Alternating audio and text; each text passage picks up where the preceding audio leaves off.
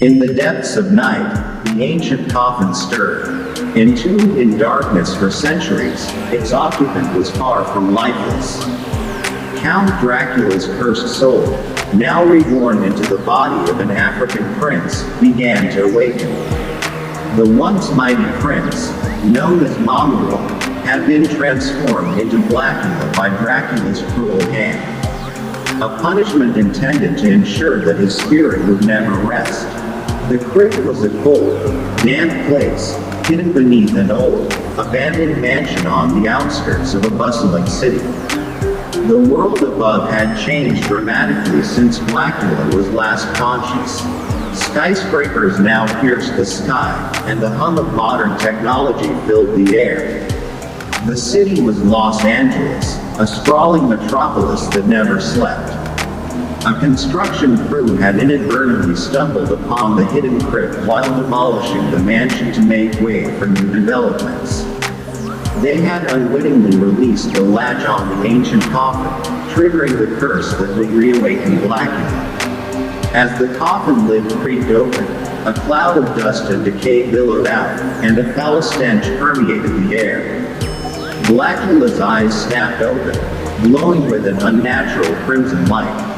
His mind was foggy, filled with fragmented memories of a life long gone. He remembered the betrayal by Count Dracula, the struggle to protect his people, and the cursed bite that had transformed him into a vampire. Now, centuries later, he was thrust into an unfamiliar world. Blacula emerged from the coffin, his tall, regal figure casting a long shadow in the dim light of the crypt. He wore the tattered remnants of his royal garb, a stark contrast to the modern setting. His senses, dulled by centuries of slumber, gradually sharpened. He could hear the distant sounds of the city above, the rhythmic thumping of hearts, and the intoxicating scent of human blood. Driven by an insatiable thirst, Blacula ascended from the crypt. He moved with supernatural grace, effortlessly navigating the labyrinthine passages beneath the mansion. When he finally emerged into the open air, the moon hung high in the night sky, casting an eerie glow over the cityscape. Blacula's first encounter with the modern world was jarring. The bright lights, the noise, and the sheer scale of the city overwhelmed him. But his hunger overpowered all other sensations. He needed to feed, to quench the burning thirst that gnawed at his very essence. He wandered the streets, his predatory instincts guiding him. It didn't take long for him to find his first victim. A lone woman, walking home after a late night shift, crossed his path. Blacula's eyes locked onto her, and he felt a surge of power as he approached. She didn't see him coming until it was too late. In a swift, fluid motion, Blacula seized the woman, sinking his fangs into her neck. The taste of fresh blood was exhilarating, revitalizing his ancient body and mind. He fed until she was drained, then let her lifeless body slump to the ground. Blacula felt a renewed sense of strength, but also a deep sorrow. He had become a monster, a creature of the night, cursed to feed on the living. As he wiped the blood from his lips, Blacula knew that he needed to understand this new world. He needed to find a place to hide from the sun, to learn about the era he had awoken into, and to plot his next move. The city offered both dangers and opportunities, and Blacula was determined to survive and reclaim some semblance of his former power. Blacula moved through the city with caution, avoiding the well-lit areas and the ever-watchful eyes of the authorities. He found refuge in an old, abandoned building, a place where he could rest and gather his thoughts. The city was a strange and hostile place, but it also held the promise of a new beginning. Blacula was no longer the prince he once was. He was a creature of darkness, reborn into a world vastly different from the one he knew. As dawn approached, Blacula retreated to the shadows, his mind racing with plans and possibilities. He had awoken to a world of chaos and uncertainty, but also one of endless potential. The stage was set for a reign of terror unlike any the city had ever known. Blacula, the vampire prince, was back, and his thirst for blood remained unquenched. The moon hung high over Los Angeles, casting a silvery sheen on the cityscape. Among the neon lights and bustling streets, a figure from a distant past prowled the shadows, unseen and deadly. Blacula had awakened in a world alien to him. The once familiar pulse of life had morphed into a cacophony of new sounds and sights.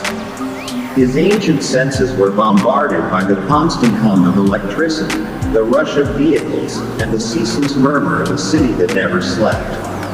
His first moments of consciousness were filled with confusion.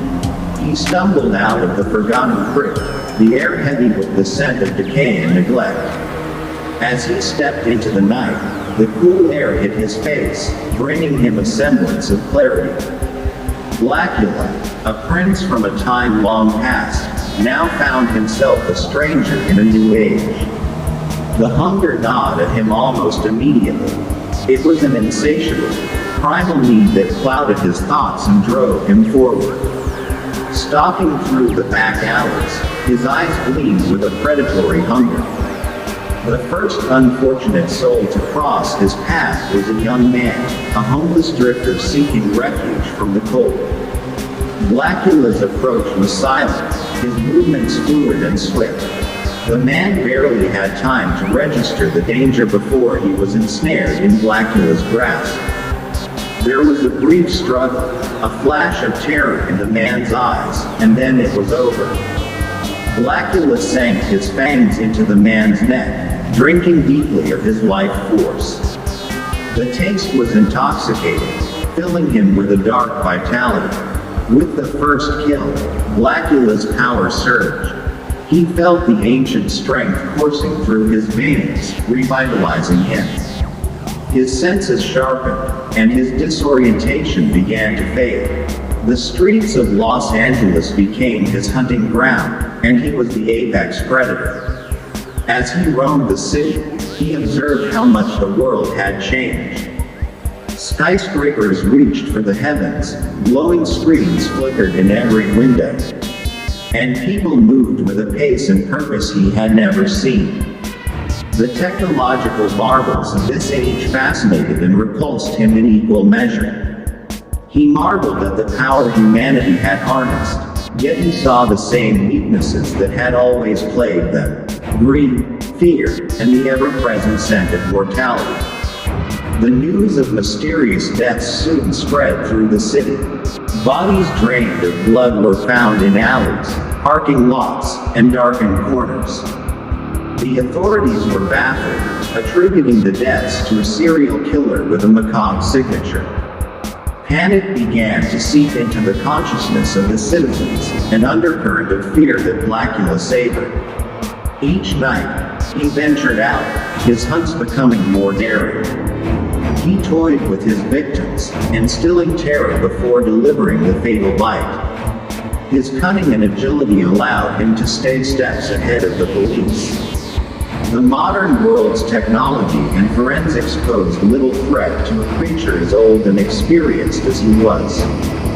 Blacula's encounters with the modern world provided him with new tools and allies. He discovered the power of the internet, using it to track potential victims and learn about the city. Through social media and news sites, he found those who intrigued him. Those whose lives he would end to further his own dark legend. As his kills increased, so did his power. Blacula began to feel a connection to the city's darker underbelly. He sought out those who lived on the fringes of society, the outcasts, the forgotten, and the desperate. Some he killed, others he turned, creating a small army of vampires loyal to him.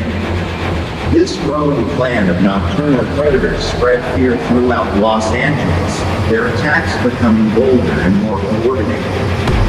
Whispers of a new evil began to circulate. Journalists and investigators started to piece together the horrific pattern, realizing that something more than a mere mortal was at work.